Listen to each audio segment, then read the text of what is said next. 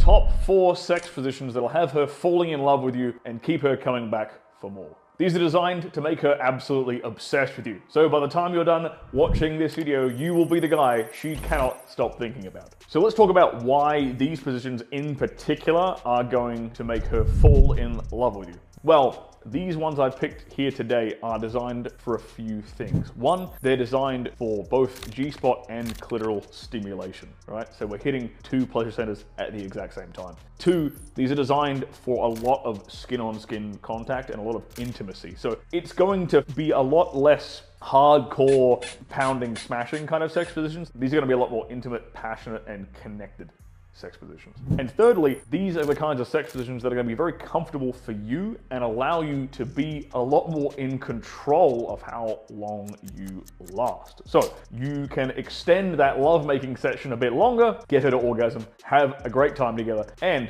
have her fall in love with you. So this first one is called the seated butterfly, and you're going to be doing this from a seated position, ideally on the end of a bed or on some kind of a stool, maybe with no arms and no back, because what you need to do is have her sit on you and then wrap her legs around your back. Now this position is very intimate, and because of the nature of it, there's not really a lot of thrusting power going on. You can't really get a lot of leverage, right? So instead, it's just going to be a lot of pressing of your penis against the G-spot and her really grinding her clitoris into your pubic area. So it's a very grinding and intimate position. And you can actually grab onto her ass and guide her grinding a bit and kind of moving her G-spot onto the head of your penis. You're going to be applying a bit more pressure to that sensation as well.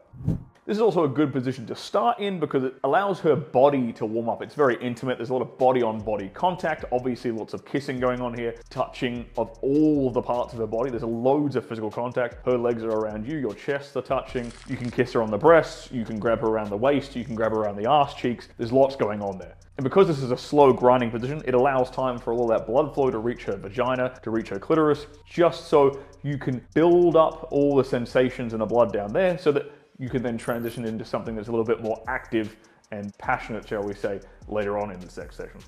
This next one we call the standing ovation, and this one in particular is for all my short kings out there. So what you're going to do is you're going to be standing face to face, and then you're going to basically lift one of her legs up, and then either have her wrap it around your waist, or you'll just hold it there with your hand, just underneath her kneecap, underneath her thigh there. Now the reason why I said this one is for our short kings is because if you're taller than her in this position, it actually makes the angle of penetration nearly impossible. Think of it this way, right? If she's standing here and I'm standing here, right? If my thumb represents our pelvic areas, like basically this is, say, my penis, and this is kind of like where her vagina entry is. Okay, well, if I'm taller than her, I can't penetrate. I have to get down on my knees. I have to crouch down in like a squatting position to even penetrate her. However, if you're a short king, well, that's easy. Problem solved automatically. You've got the advantage over your taller brethren there. It also makes it much, much easier if your penis has a natural upward inclination to it. Either it curves upward or it points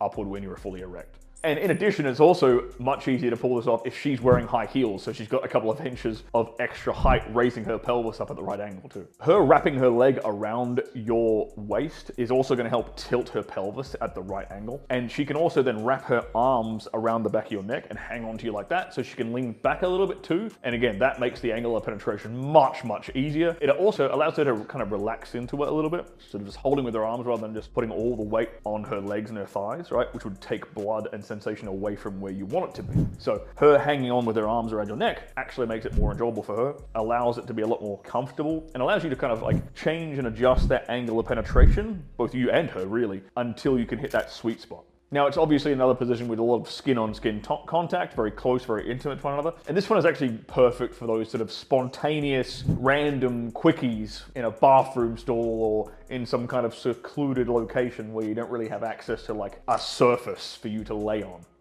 This next position is called the Sidewinder, and it's basically a laying down version of the previous position we just talked about. So the two of you are going to be laying on your side, facing each other, and then you're gonna grab her leg that's not on the bed, basically, and putting that over your hips, and then you're gonna penetrate in there, and then you're gonna have that nice, close, intimate connection. Think of it as you're kind of cuddling and you're having sex at the same time, really. So again, this position has a lot of skin-on-skin contact. There's not a heap of like thrusting power and leverage involved in this position, so it's very grindy, it's slow, it's sensual, it's intimate, lots of making out, lots of kissing, lots of fondling and feeling each other. And of course, lots of eye contact too, which is always a bonus. The next position we're going to talk about is called elevated doggy, or you could call it pillow doggy, which is the way I like to describe it. So basically you're going to put her in doggy style position, and then you're going to slide a couple of pillows under her hips. What that does is it allows her to rest her front half of her body on the bed, elevating her hips up, changing that angle of penetration and allowing you to hit that G-spot much deeper, and you can grind into it whilst she doesn't have to really support and hold her body in that shape. She can rest and relax on those pillows, on that kind of pillow fort you've just put under her hips, which is maintaining her structure and holding her pelvis at the correct angle. This allows you to either grind into her or thrust into her with some force and some pressure without her collapsing under the weight and having to sort of resist you. So there you go. Each of these positions are designed to create a lot of skin-on-skin contact, a lot of intimacy, and a lot of connection between you and her. And this is the kind of thing that women really crave when they are falling deeply in love with a man. They crave things like lots of skin-on-skin contact. They crave things like intense, deep eye contact as well. If you like this video, then give us a like, and don't forget to subscribe for some more tips on how to elevate your sex life. And don't forget to give us a comment down below and let us know which of these sex positions you have tried and which ones are your favorite.